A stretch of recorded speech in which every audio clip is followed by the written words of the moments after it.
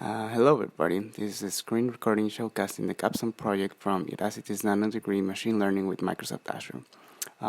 Before we begin, I just want to say all the files have already been uploaded to the workspace that we need to execute the project.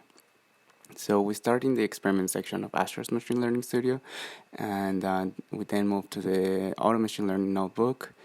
The first cell fixes some compatibility issues that were found with the XGBoost package. We then run all the cells of the notebook to import the libraries needed, define the workspace parameters, creating a remote compute cluster.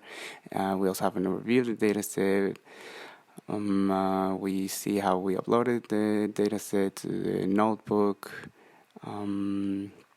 Here we have the configuration for the auto machine learning run, and here we see the results from the run, all the different models that were trained. You can also look at the results from the experiment using the run details widget and a graph comparing the accuracy of each model. The best model then is saved, and its properties are displayed. So this is the model that we're going to deploy to a web service. So here the model is registered and deployed to an Azure container instance. We see the deployment was successful and the state of the service is healthy. We then extract the parameters of the service like the scoring URI and the primary authentication key so that the model can be consumed. The cell provides two random examples from the dataset to test the deploy model. One should return a label according to a loan not being repaid, so a 0, and the second example should return a 1 corresponding to a repaid loan. So we run the cell to get the JSON strings that we need to send to the service, and to score the model, we use the endpoint Python script. We update the script, as you can see, with the current parameters of the web service, so the scoring URI and the key, the two sets of data for the model to score. So going back to the notebook, here is a cell that will query the request to deploy web service just by running the endpoint script. And as I mentioned before, we should get a 0 back for defaulted loan and a 1 for a repaid loan. And so we test it, and we can see in the model, in fact, returns a 0 and a 1 as was expected. The next cell prints the logs from the web service, and at the end, we have two cells to clean up by deleting the service and the remote compute cluster. So now let's take a look at some of the extra features. We go back to the experiment section of the studio, and then we can see the hyperdrive experiment and the automated one. And on the models section, we have the models that were registered.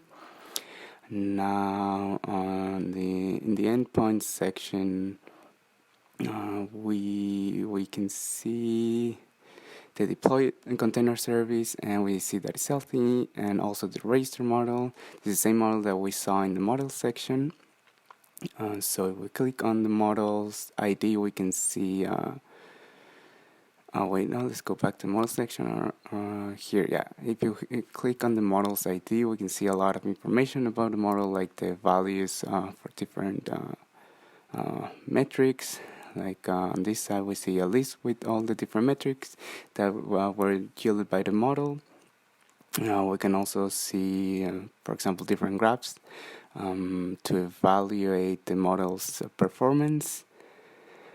And on the explanation section, we can see even more detailed information, like it takes a minute to load.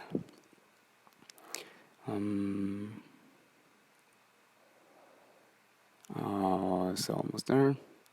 Right, so here we see, for example, the statistical distribution of the features in the dataset, and something that I particularly find very nice is the aggregate feature importance section, where we can see how much of an influence each feature has on the model's prediction, and of course we can also see the individual feature importance.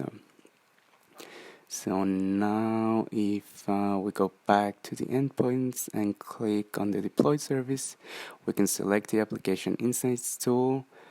We wait for it to load.